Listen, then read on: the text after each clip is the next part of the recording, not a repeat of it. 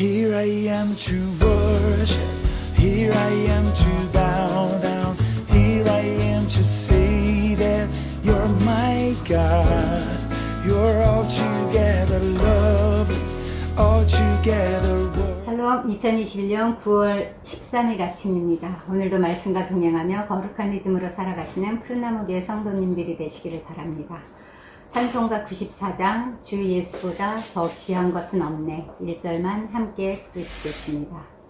주 예수보다 더 귀한 것은 없네 이 세상 부위와 바꿀 수 없네 영죽은 내 대신 돌아가신 그 놀라운 사랑 잊지 못해 세상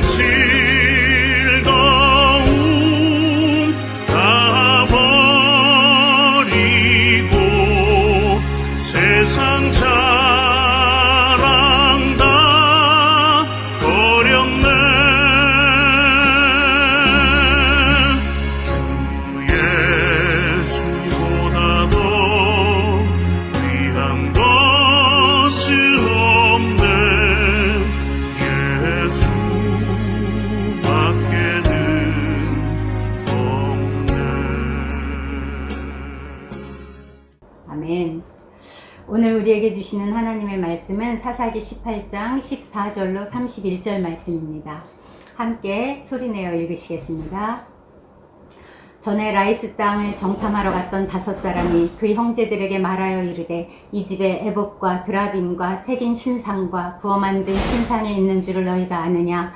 그런즉 이제 너희가 마땅히 행할 것을 생각하라 하고 5사람이 그쪽으로 향하여 그 청년 레이 사람의 집 곧 미가의 집에 이르러 그에게 문안하고 단 자손 600명은 무기를 지니고 문 입구에 서니라. 그 땅을 정탐하러 갔던 5사람이 그리로 들어가서 새긴 신상과 에봇과 드라빔과 부어 만든 신상을 가져갈 때에 그 제사장은 무기를 지닌 600명과 함께 문 입구에 섰더니 그 5사람이 미가의 집에 들어가서 그 새긴 신상과 에봇과 드라빔과 부어 만든 신상을 가지고 나오매 그 제사장이 그들에게 묻되 너희가 무엇을 하느냐 하니 그들이 그에게 이르되 잠잠하라 내 손을 입에 대라 우리와 함께 가서 우리의 아버지와 제사장이 되라. 내가 한 사람의 집에 제사장이 되는 것과 이스라엘 한 지파 한 족속의 제사장이 되는 것 중에서 어느 것이 낫겠느냐 하는지라. 그 제사장이 마음에 기뻐하여 에봇과 드라빔과 새긴 우상을 받아가지고 그 백성 가운데로 들어가니라. 그들이 돌이켜서 어린아이들과 가축과 값진 물건들을 앞세우고 길을 떠나더니 그들이 미가의 집을 멀리 떠난 때에 미가의 이웃집 사람들이 모여서 단 자손을 따라붙어서 단 자손을 부르는지라. 그들이 얼굴을 돌려 미가에게 이르되 내가 무슨 일로 이같이 모아가지고 왔느냐 하니 미가가 이르되 내가 만든 신들과 제사장을 빼앗아 갔으니 이제 내게 오히려 남은 것이 무엇이냐 너희가 어찌하여 나더러 무슨 일이냐고 하느냐 하는지라. 단 자손이 그에게 이르되 내 목소리를 우리에게 들리게 하지 말라. 노한 자들이 너희를 쳐서 내 생명과 내 가족의 생명을 잃게 할까 하노라 하고 단 자손이 자기 길을 간지라. 미가가 단 자손이 자기보다 강한 것을 보고 돌이켜 집으로 돌아갔더라. 단 자손이 미가가 만든 것과 그 제사장을 취하여 라이스에 이르러 한가하고 걱정 없이 사는 백성을 만나 칼날로 그들을 치며 그 성읍을 불사르되 그들을 구원할 자가 없었으니 그 성읍이 베드르홉 가까운 골짜기에 있어서 시돈과 거리가 멀고 상종하는 사람도 없음이었더라. 단 자손이 성읍을 세우고 거기 거주하면서 이스라엘에게서 태어난 그들의 조상 단의 이름을 따라 그 성읍을 단이라 하니라. 그 성읍의 본 이름은 라이스였더라. 단 자손이 자기들을 위하여 그 새긴 신상을 세웠고 모세의 손자요 게르솜의 아들인 요나단과 그의 자손은 단 지파의 제사장이 되어 그 땅 백성이 사로잡히는 날까지 이르렀더라. 하나님의 집이 실로에 있을 동안에 미가가 만든 새긴 신상이 단 자손에게 있었더라. 아멘. 삼손의 죽음을 끝으로 사사들의 이야기는 끝이 났습니다. 그 후 사사기 17장부터 21장까지는 사사기의 부록이라고 할 수 있습니다. 17장에서 21장에는 특별한 구절이 있습니다. 그때에는 이스라엘에 왕이 없었으므로 사람마다 자기 소견에 옳은 대로 행하였더라. 흥미롭게도 이 구절들은 1장부터 16장까지는 한 번도 나오지 않는데 17장부터 21장에는 4번이나 나옵니다. 사사들이 활동하지 않을 때에 이스라엘의 영적, 도덕적 타락이 얼마나 심했는지를 대변해주는 말이라고 하겠습니다. 17장에 묘사된 미가의 영적 타락은 18장에 전개되는 이야기의 배경을 그려줍니다. 한 집안의 우상숭배가 한 지파의 우상숭배로 발전하는 단초가 된 것입니다. 저자는 단 지파의 이주에 대한 이야기를 그때에 이스라엘에 왕이 없었다라는 말로 시작합니다. 그때의 단 지파는 이스라엘 지파들 가운데서 아직 기업으로 받을 땅을 얻지 못해서 그들이 자리 잡고 살 땅을 찾고 있었습니다. 그래서 단 지파는 온 가문에서 용맹스러운 사람 5명을 취하여 땅을 정탐하고 오게 했습니다. 이 또한 하나님께 기도하며 문제를 해결하려 든 것이 아니라 자기들이 보기에 옳은 대로, 자기 소견에 옳은 대로 행하고 있는 것입니다. 정탐꾼들은 에브라임 산지를 둘러보다가 마침 미가의 집에 들러서 하룻밤을 묵게 되었습니다. 그들은 거기서 미가가 고용한 레위 사람을 만나서 자신들의 길이 형통한지를 하나님께 물어봐 달라고 부탁했습니다. 그러자 그는 평안히 가라, 너희가 가는 길은 여호와 앞에 있느니라. 즉 여호와께서 너희를 보살피고 있으니까 모든 것이 잘 될 것이다 라고 예언을 해줬습니다. 그러나 하나님께서 주신 그 기업을, 그 하나님께서 분배해 주신 그 땅을 떠나서 자기 멋대로 거할 곳을 찾고 있는 단 지파의 그 행보를 하나님께서 축복하실 리가 없습니다. 또 타락한 레위 제사장의 질문에 대답하셨을 리도 없습니다. 그런데도 라이스를 정탐하고 돌아온 그 정탐꾼들은 그곳은 하나님이 우리에게 주신 땅이다. 무엇 하나 부러울 것이 없고 부족한 것이 없는 곳이다. 라며 그 레위 제사장의 말을 이용해서 보고했습니다. 오늘 본문은 이 정탐꾼들의 보고에 고무된 단지파가 600명의 군사를 일으켜서 본격적으로 라이스 정복에 나서는 이야기입니다. 전에 라이스 땅을 정탐하러 갔던 그 5사람들은 미가의 집에서 에봇과 드라빔을 취하고 그 제사장을 데리고 가면 자기들의 앞날이 번영하고 라이스를 점령할 수 있을 것이라는 그런 헛된 소망으로 자기 동족들을 충동질합니다. 영혼의 눈이 어두워지면 그들은 우상을 하나님의 임재의 상징으로 삼고 그 신상들로부터 계속 신탁을 받을 수 있다고 생각하는 것입니다. 이 단지파의 도둑질을 지켜보던 그 레위 제사장이 항의합니다. 그러자 그들은 네가 한 사람의 집에 제사장으로 있는 것과 이스라엘 한 지파의 제사장이 되는 것 어느 것이 더 낫겠느냐며 레위 그 청년을 돈과 명예로 유혹합니다. 그러자 그는 기뻐하며 그 제안을 흔쾌히 받아들입니다. 여기서 우리는 사명감과 신앙을 잃어버린 타락한 성직자의 모습을 봅니다. 미가의 가정을 타락시켰던 이 제사장은 이제 한 지파 전체를 잘못된 우상 숭배의 길로 이끄는 역할을 하게 되는 것입니다. 미가는 그의 신상이 약탈당하고 제사장이 도망간 것을 알고 사람들을 모아서 그들을 추적했습니다. 단지파 사람들은 네가 무슨 일로 이같이 사람들을 모아가지고 왔느냐 하며 적반하장으로 질문합니다. 자신들의 잘못에도 불구하고 수적인 우세를 믿고 힘으로 미가를 협박하고 있는 것입니다. 이제 이스라엘 사람들을 괴롭히는 사람이 이방인들이 아니라 동족으로 변할 정도로 이스라엘은 타락한 것입니다. 미가는 기가 막혀서 나의 지은 신들과 제사장을 빼앗아 갔으면서 너희가 어찌하여 나더러 무슨 일이냐고 하느냐 이러면서 항의합니다. 여기서 미가는 신상들과 에봇과 드라빔을 내가 만든 내 신들이라고 지칭합니다. 자기가 섬기는 신들이 사람이 만든 것에 불과하다고 자백하고 있는 것입니다. 사람들이 신을 숭배하는 까닭은 환난 날에 보호받으려는 것인데 우상들은 도저히 그 기대를 충족시키지 못합니다.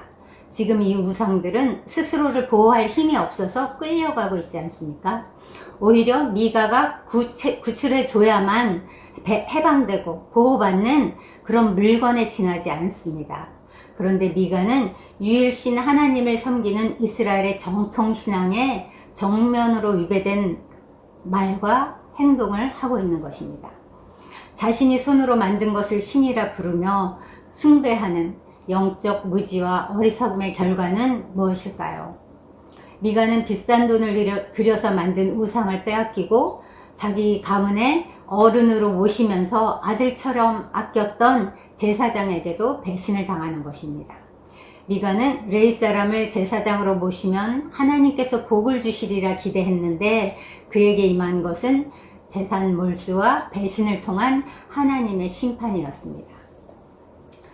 미가의 신상들과 제사장을 앞세운 단지파 사람들은 드디어 라이스를 습격하여 한가롭고 평화로운 백성을 칼로 쳐서 죽이고 그 성읍을 불태웠습니다.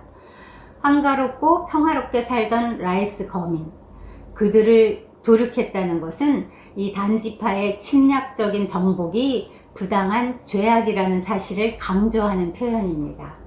라이스를 점령한 단지파 사람들은 그 성읍을 자기 조상들의 이름을 따서 단이라고 붙였습니다.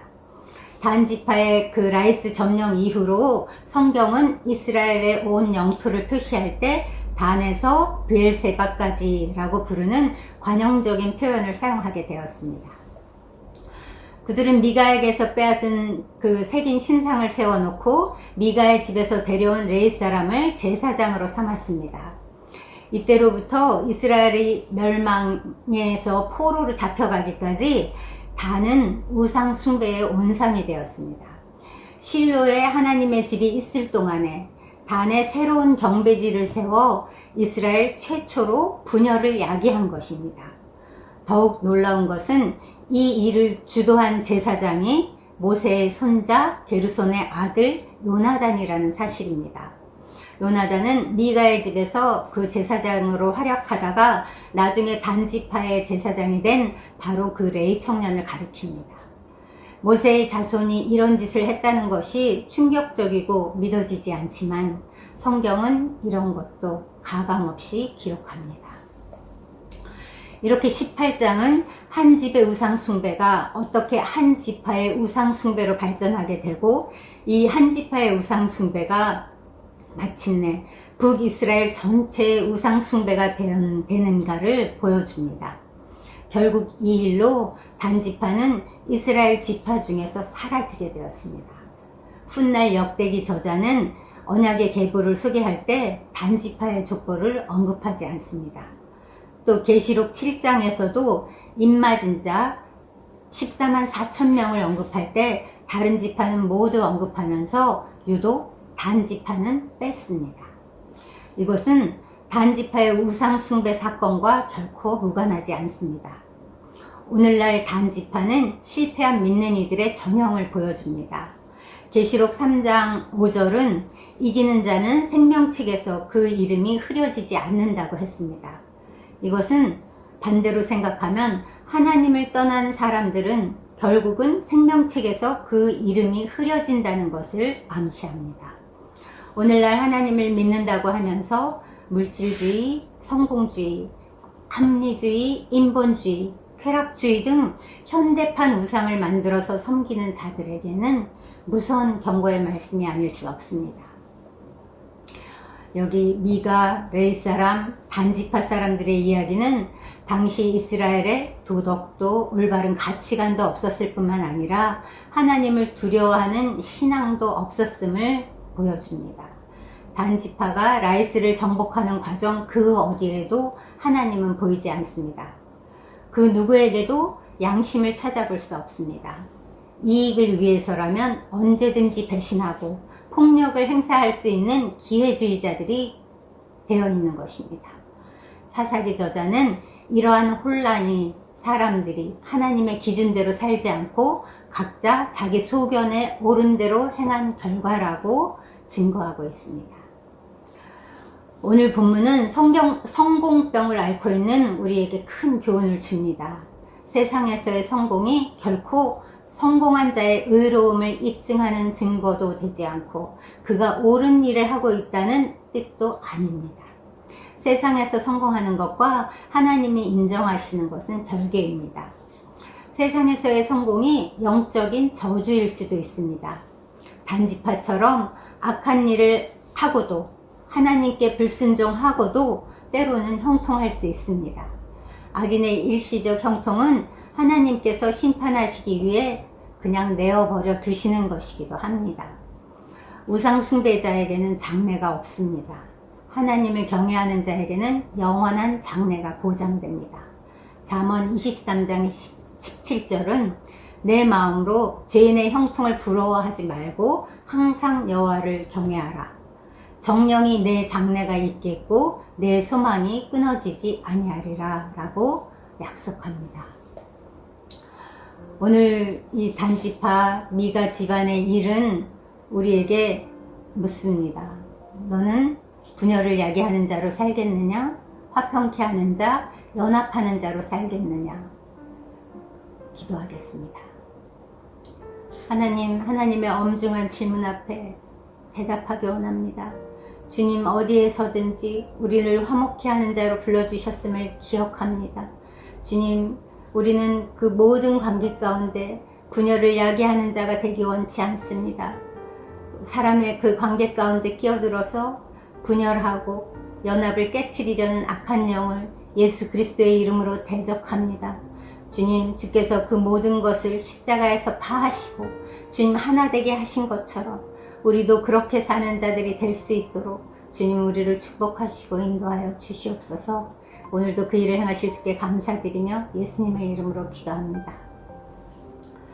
오늘 지체들을 위해 기도할 것은 우리가 있는 곳이 어디든지 우리가 관계하는 사람들이 누구든지 그곳에서 우리가 화목케 하는 자가 되게 해달라고 기도하겠습니다. 우리로 말미암아 분열이 있는 곳에 연합이 일어나고 미움이 있는 곳에 화해와 용서가 일어나도록 그러한 통로로 우리를 사용해 달라고 오늘 함께 기도하시겠습니다.